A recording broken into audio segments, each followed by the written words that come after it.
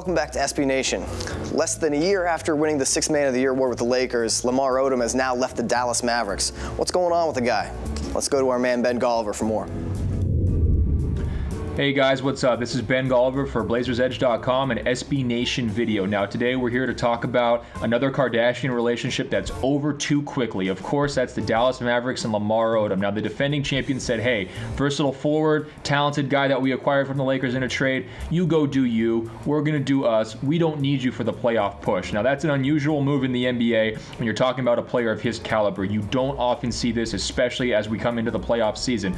But you can understand why they took this drastic step. Odom never really produced, he never really seemed focused, he never really seemed in shape, and he never really seemed on board with what Rick Carlisle and the rest of the Mavericks were trying to do. And if you're in that situation, you really don't have a choice if you're the Mavericks. You've got to make a push here in April, and you've got to move on. Now, his critics are going to be killing Odom for all this. They're going to say he's unprofessional, he didn't bring his A-plus commitment level like he did for the Lakers, he was so bitter he got traded. They're really going to go at him personally. You can understand that perspective. Now, Odom's apologists are going to say, hey, he had all sorts of stuff going on off the court. He had deaths in his family. He had a death on the way to the funeral.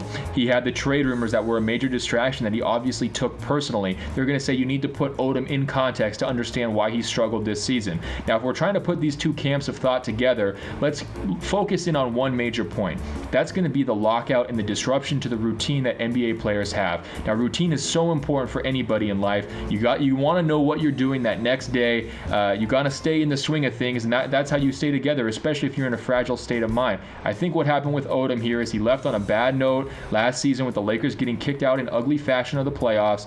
He had months to himself, months away from the game, no training camp, no familiarity of preseason. His entire schedule was disrupted, and all those outside interests, if it's the Kardashians, if it's the negative thoughts from some of the stuff in his personal life, they all had plenty of time to kind of seep in and take root, and there was no basketball for him to focus on.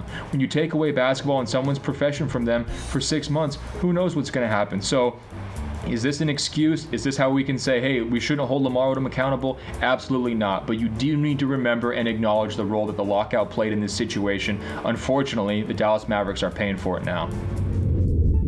For more from Ben, check out BlazersEdge.com. Personally, I think it's Khloe Kardashian's fault. Subscribe to SB Nation, comment below.